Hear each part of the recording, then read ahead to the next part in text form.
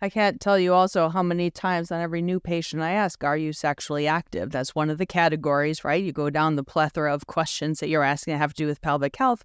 And I get so often, well, ... pause, I'm married. I'm like, oh, what does that mean, right? We all know in our own minds what we think that means in maybe, a woman in her 40s, 50s, 60s. It's alarming to me how many younger women, though, say that too, are in a relationship, have several young kids at home, and say something like that. So it's not just the postmenopausal 60, 70-year-olds that are saying that, right? And that's where I think that we really have an opportunity to make a difference, right? And to try and bring the joy of the sexual, encounter, the sexual endeavors back to the relationship for the woman, not just to be something that she's obligatorily doing her marriage duty, whatever, though. Yeah, I mean, that's very, very important. It's very common. It is not researched enough. I've been begging people to research this because we have a lot of research on consent and these kind of desire in like college students because they're easy to research because they're at a university, right? But as far as like a heterosexual older person, 30, whatever, not in college,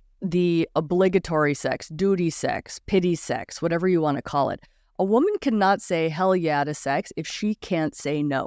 And that is a big issue. Again, it's our sex ed, learning that no means no. And if you're having sex for somebody else, especially if you're having sex to control somebody else's behavior, he'll get cranky, he'll get pissed, he'll get mopey. I'm having sex to control somebody else's behavior.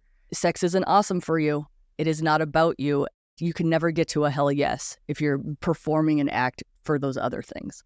And again, there are not enough sex therapists in this nation. Like, we need way, way more. Women will come in and they'll say, I have low desire.